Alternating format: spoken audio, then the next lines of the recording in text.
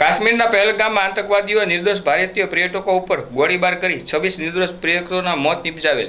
જે દુષ્ટ ઘટના સામે કડક જવાબ રૂપે ભારત સરકારે આ ઓપરેશન સિંદૂર શરૂ કર્યું છે. આ ઓપરેશન હેઠળ પાકિસ્તાનની અંદર આવેલી આતંકવાદી પ્રવૃત્તિઓ ચલાવતા ટ્રેનિંગ કેમ્પ પર ચોક્કસ હવાઈ હુમલાઓ કરવામાં આવ્યા હતા. આ પગલું ભારતના રાષ્ટ્રહિત સુરક્ષા અને આતંકવાદ વિરુદ્ધ સખત નીતિના ભાગરૂપે લેવામાં આવ્યું હતું.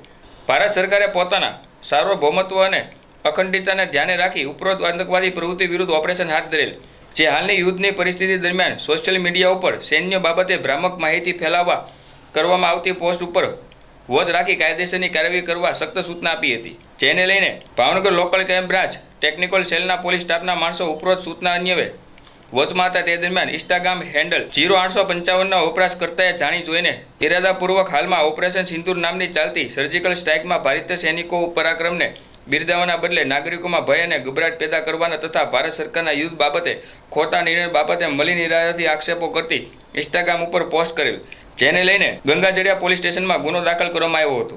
જ્યારે એસઓજી પોલીસે આઈનુલ અનીસભાઈ શેખ રે ગારેદરવાળાને ઝડપી લઈ ધોરણસરની કાર્યવાહી હાથ ધરી હતી.